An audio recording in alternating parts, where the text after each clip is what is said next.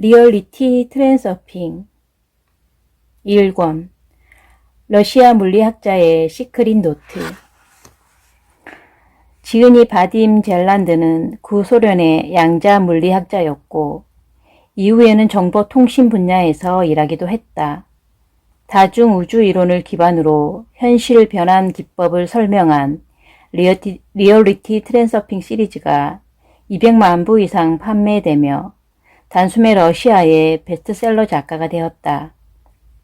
현재 전 세계에서 본 시리즈의 번역 출간이 진행되고 있으며 저자의 개인적 신상에 대해서는 알려진 바가 거의 없다.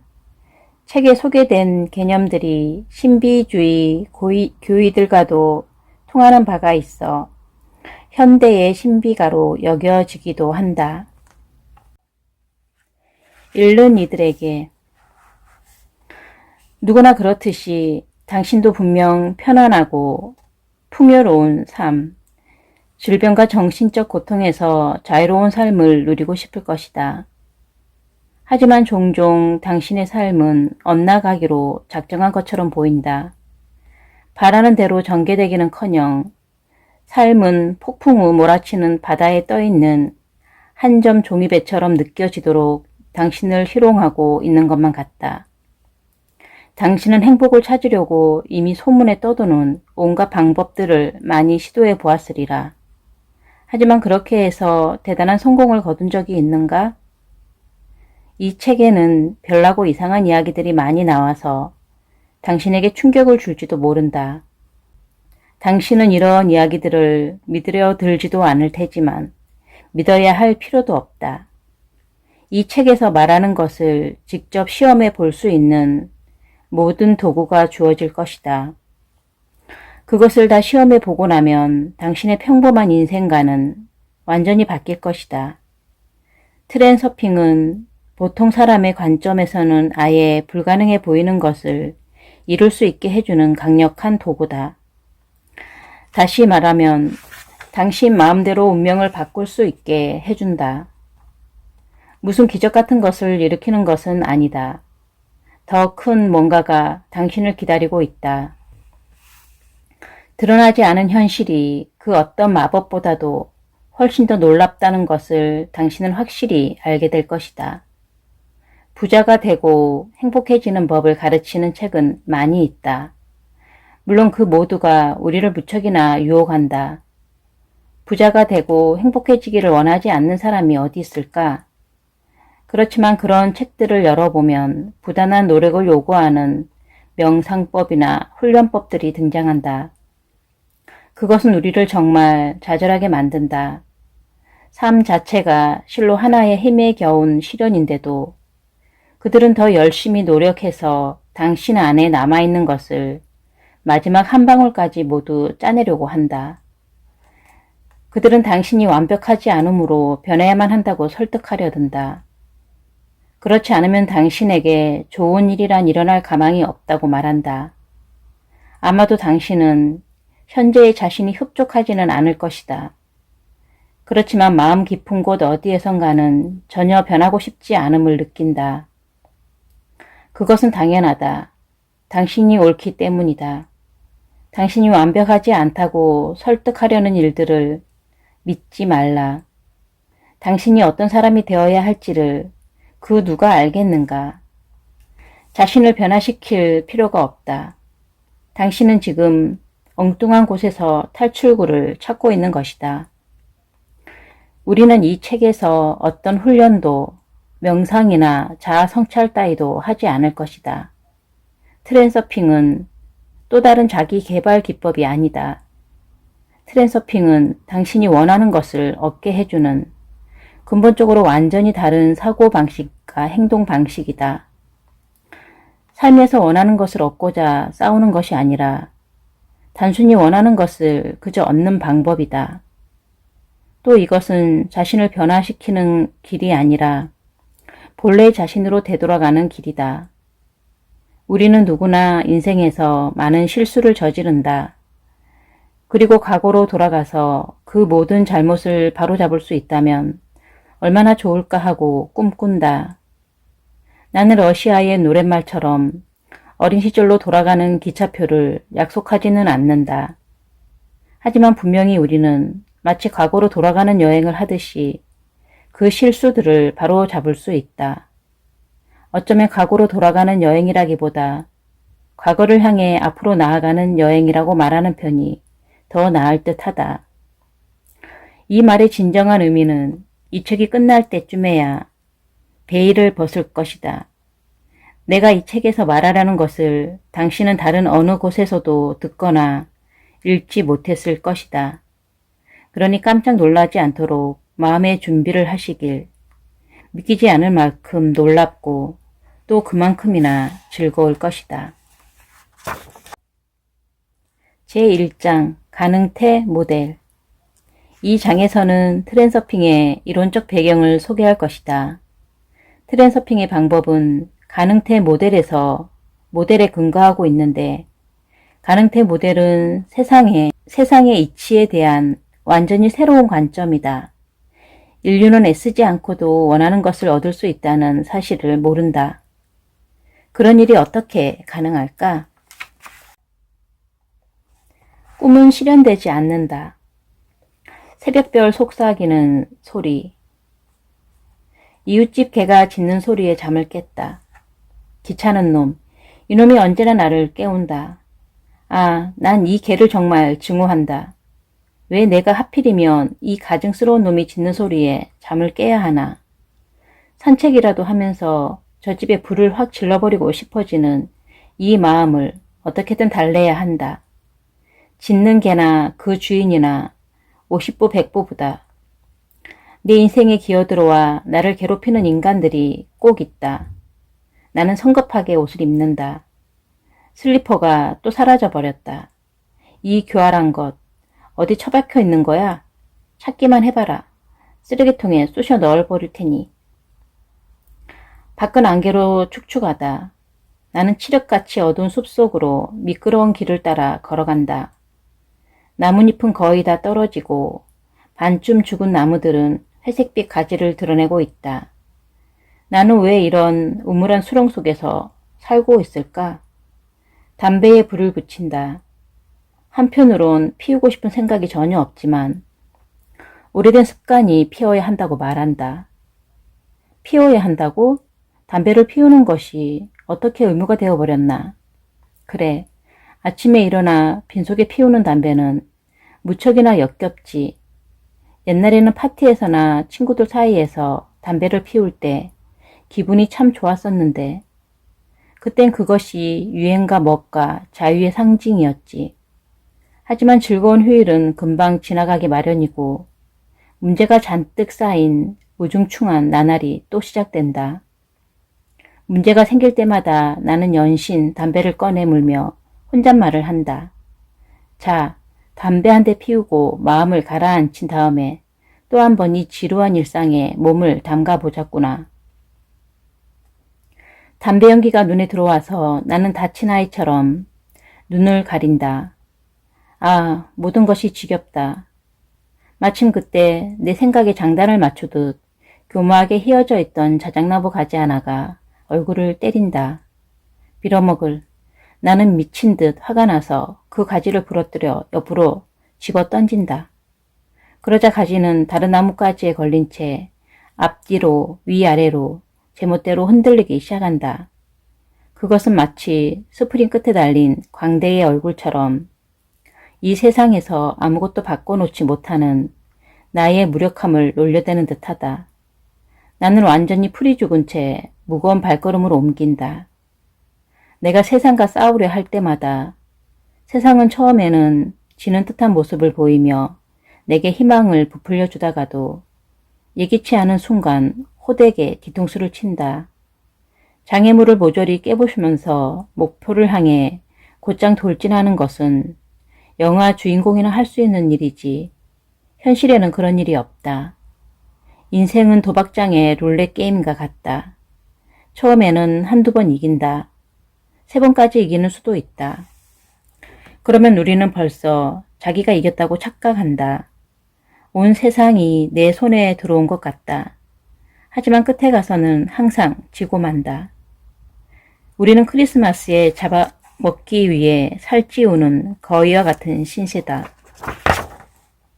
결국 우리는 흥겨운 음악과 웃음소리 속에서 굽히고 먹힐 것이다. 우리가 잘못 안 거다. 이건 우리를 위한 파티가 아니다. 우리가 착각한 것이다. 이런 기분 나쁜 생각에 사로잡힌 채 나는 해변으로 나간다. 작은 파도들이 모래 해안을 심술궂게 갉아먹고 있다. 바다는 나에게 축축하고 차가운 습기를 저기처럼 내뿜는다. 포동포동 살찐 갈매기들이 해변을 게으른 걸음으로 걸어다니며 여기저기서 썩어가고 있는 것들을 쪼아먹고 있다. 그들의 눈에는 어떤 감정이나 이성의 기미도 보이지 않고 오직 차갑고 어두운 공허만이 내비친다. 마치 나를 둘러싼 차갑고 저기에 찬 세상을 보여주려는 듯이. 노숙자 한 사람이 해변에서 빈병을 줍고 있다. 늙은 불황자, 당신만 꺼져준다면 혼자 있을 수 있을 텐데. 아니 뭐야, 내 쪽으로 오고 있는 것 같군. 아마도 끈질기게 구걸을 하겠지? 내가 어서 집으로 꺼지는 편이 낫겠구만. 평온한 곳은 아무데도 없다. 아, 피곤해. 나는 언제나 쉬는 동안에조차 피곤하다. 나는 마치 현기를 채우는 재수처럼 살고 있다. 이제 곧 모든 것이 바뀔 것 같다. 그러면 새 인생이 시작되겠지? 그러면 나는 딴 사람이 되어 삶을 즐길 수 있을 거야. 하지만 그건 모두 미래의 일이다. 지금은 여전히 비참한 강제 노동에 시달리고 있다. 아무리 기다려도 미래는 찾아올 작정을 하지 않는다. 늘 하던 것처럼 맛없는 아침을 먹고 지겨운 직장으로 몸을 끌고 간다. 거기서 나는 또다시 내가 아닌 다른 누군가가 원하는 결과를 짜내야만 한다. 무의미하고 귀찮은 또 하루의 삶.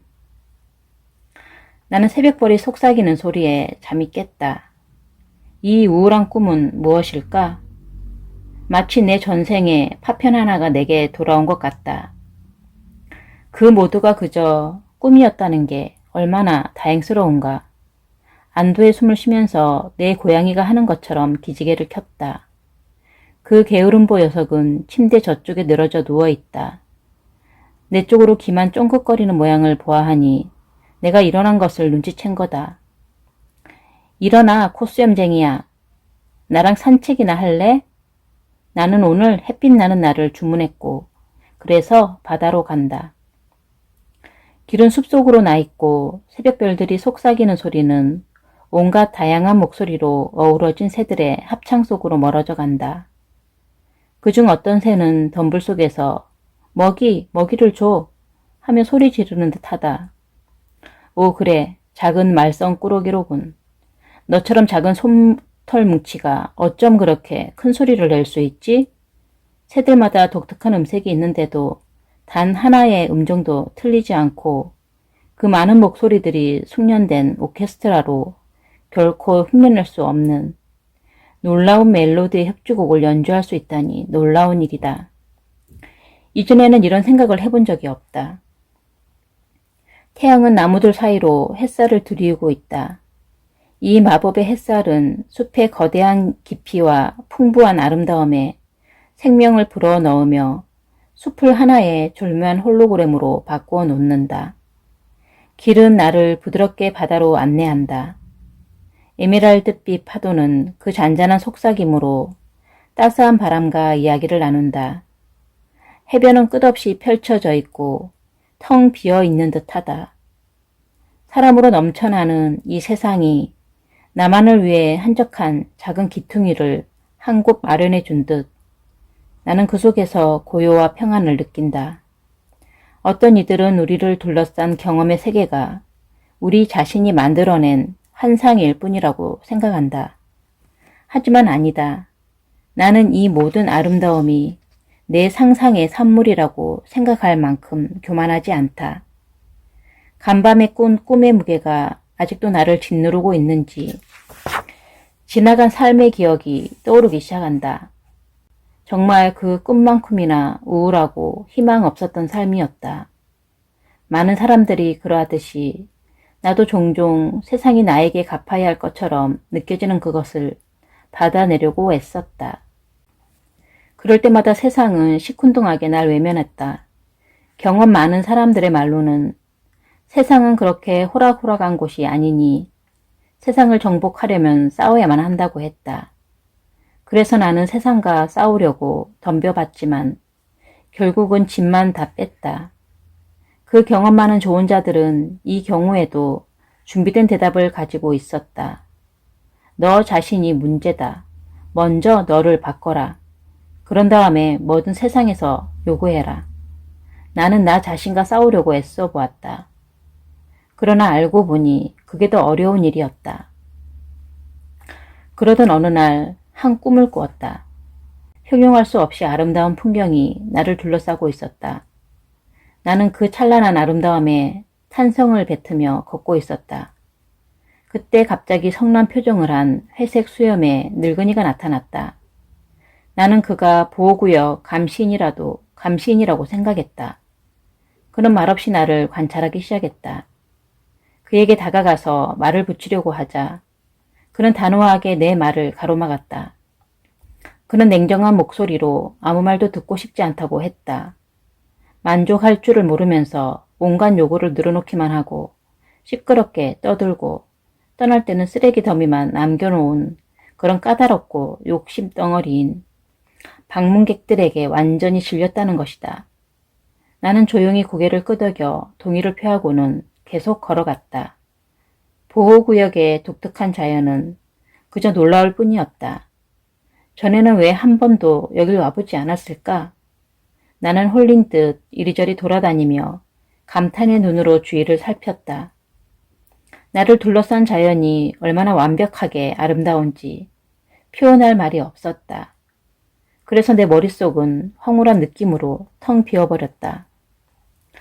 조금 후에 다시 감시인이 나타났다. 차가운 표정은 조금 누그러져 있었다. 그는 자기를 따라오라고 손짓했다. 푸른 언덕의 꼭대기로 올라가자 그림 같은 계곡의 장관이 우리 앞에 펼쳐졌다. 계곡 아래에 마을이 보였다. 나무와 꽃 속에 파묻혀 있는 장난감 같은 작은 집들. 그것은 마치 동화 속의 한 장면처럼 보였다. 어쩐지 좀 비현실적인 것처럼 느껴지지 않았다면 나는 이 광경을 경의와 감동의 눈으로 한참 바라보았을 것이다. 그러나 그때 문득 이런 것은 아마도 꿈에서나 볼 수 있는 것이라는 의심이 일어났다. 나는 질문을 던지듯 감시인을 바라보았다. 그러나 그는 턱수염 뒤에서 미소만 짓고 있었다. 그것은 마치 이건 아직 아무것도 아니야. 더 놀라운 일을 보게 될걸? 하고 말하는 듯 했다. 우리는 계곡 아래로 내려갔다. 그때 문득 내가 처음에 어떻게 그 보호구역으로 들어왔는지가 기억나지 않는다는 사실이 떠올랐다. 나는 그 늙은이로부터 뭔가 설명을 듣고 싶었다. 그래서 나는 이런 아름다운 곳에서 살 수 있는 사람들은 얼마나 행복할까 하는 바보 같은 말을 했던 듯하다. 이 말에 그는 기가 찬다는 듯한 표정으로 대꾸했다. 자네가 거기서 살고 싶다고 한다면 누가 맡기나 한단 말인가? 나는 거기에 아무나 부자로 태어나는 것은 아니고 운명을 마음대로 할 수는 없다는 등의 판에 박힌 말로 반박했다. 그는 나를 한심하다는 듯이 바라보다가 말했다. 사람은 누구나 자기가 원하는 운명을 뭐든지 골라 잡을 수 있어. 우리가 가진 유일한 자유는 선택의 자유야.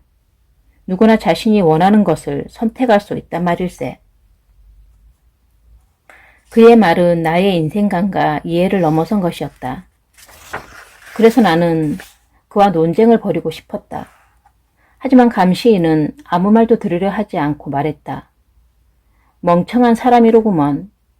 자네는 선택할 권리가 있는데도 그것을 사용하지 않고 있는 거야. 자네는 선택한다는 말이 무슨 뜻인지를 모르고 있는 것뿐일세. 나는 생각했다. 이건 말도 안 되는 소리다. 내가 원하는 것을 뭐든 선택할 수 있다는 말이 무슨 뜻인가? 이 세상 모든 것이 내게 허용되어 있다는 말인가? 그때 나는 문득 알아차렸다. 이 모든 것이 꿈이라는 것을. 꿈속에서 그것이 꿈이라는 것을 알아버린 난생 처음의 경험에 당황한 나머지 나는 이 기이한 상황을 어찌해야 할지를 몰랐다. 내 기억이 맞다면 그것이 꿈임을 알아차렸을 때 나는 그 늙은이에게 이렇게 말해 주었던 것 같다. 현실에서도 마찬가지지만 꿈속에서는 온갖 말도 안 되는 말을 마음대로 할 수 있으며 그것이 그가 가진 자유의 전부라고. 그러나 감시인은 내 말에 꿈쩍도 하지 않는 듯 했다. 냉소만 던졌으니까. 나는 상황이 우스꽝스러워진 것을 알아차리고서 그냥 꿈에서 깨는 게 낫겠다는 생각이 들기 시작했다. 늙은이는 내 생각을 읽은 것 같았다. 그가 말했다. 자, 이제 그만두세. 우린 시간이 많지 않아. 저들이 자네 같은 멍청이를 내게 보낼 줄은 몰랐네. 하지만 어쨌거나 내 임무는 완수해야지. 나는 그 임무란 것이 무엇이고 저들은 누구인지를 캐물었다. 그는 내 질문은 무시한 채 느닷없이 수수께끼를 하나 던졌다. 그때는 그 수수께끼가 실없는 소리로만 들렸다. 누구든지 자신이 원하는 것을 선택할 자유를 얻을 수 있다네. 수수께끼는 이거야. 이 자유를 어떻게 얻겠는가? 이 수수께끼를 푼다면 사과가 하늘로 떨어질 걸세. 사과는 또 뭐야? 나는 이미 인내심을 잃고 있었다. 나는 수수께끼 따위는 풀고 싶은 생각이 없다고 말했다. 꿈이나 동화 속에서만 온갖 기적이 일어날 수 있는 것이다. 현실에서 사과는 언제나 땅으로 떨어진다. 이 말에 그는 이렇게 대답했다. 이제 됐네. 가세나. 자네에게 보여줄 게 있으니까. 잠에서 깼을 때 아쉽게도 그 다음에 무슨 일이 있었는지는 기억이 나지 않는다는 걸 깨달았다. 하지만 감시인이 내 머릿속에 모종의 정보를 집어넣어 주었다는 분명한 느낌이 들었다. 그 정보는 말로 표현할 수 없는 어떤 것이었다. 단 하나의 낯선 단어가 기억에 남아있다. 트랜서핑. 머릿속에 맴도는 유일한 생각은 나의 세계를 내가 나서서 갖추려고 할 필요가 전혀 없다는 것이다. 모든 것은 내가 끼어들기도 전에 오래전에 이미 창조되어 있었다. 그것도 나의 행복을 위해서 말이다. 좋은 지위를 얻으려고 세상과 씨름할 필요도 없다. 그것은 가장 비효율적인 방법이기 때문이다. 내가 살고 싶은 세상을 내가 선택하는 것을 막는 사람은 아무도 없는 것 같다. 처음에는 이런 생각이 터무니없게 느껴졌다. 그리고 그 꿈에 대해서는 모든 것을 잊어버렸을 줄 알았다. 그런데 놀랍게도 얼마 지나지 않아서 나는 그 감시인이 자신의 세상을 선택한다는 표현을 빌어서 말하고자 했던 걸 내가 아주 구체적으로 자세히 기억하고 있음을 알게 되었다. 또한 어떻게 선택하는지도 말이다. 감시인의 수수께끼에 대한 답은 난데없이 저절로 떠올랐다. 나는 날마다 뭔가 새로운 것을 발견했다. 그럴 때마다 나는 아주 놀랐고 거의 두렵기까지 했다. 이 모든 지식이 어디에서 왔는지는 합리적으로 설명할 수가 없다. 한 가지 분명히 말할 수 있는 것은 그것이 내게서 나온 지식은 절대 아니라는 것이다. 내가 트랜서핑을 발견한 이후로 나의 삶은 새롭고 즐거운 의미로 가득 찼다. 창조적인 일을 해본 사람들은 자신의 손으로 만들어낸 것이 얼마나 많은 기쁨과 만족감을 가져다 주는지를 알고 있다. 그러나 이것은 자신의 운명을 창조해내는 것에 비하면 아무것도 아니다. 운명을 창조한다는 말이 가리키는 보통의 의미와는 좀 다르지만 말이다. 트랜서핑은 자신의 운명을 말 그대로 골라 잡는 방법이다. 슈퍼마켓에서 물건을 고르는 것과 꼭 같다. 나는 그것이 무엇을 의미하는지를 이 책에서 설명하고 싶다. 여러분은 알게 될 것이다. 사과가 어떻게 하늘로 떨어질 수 있는지, 새벽별 속삭이는 소리가 무엇인지를, 그 밖에도 다른 온갖 희한한 것들이 여러분이 발견해 주기만을 기다리고 있다.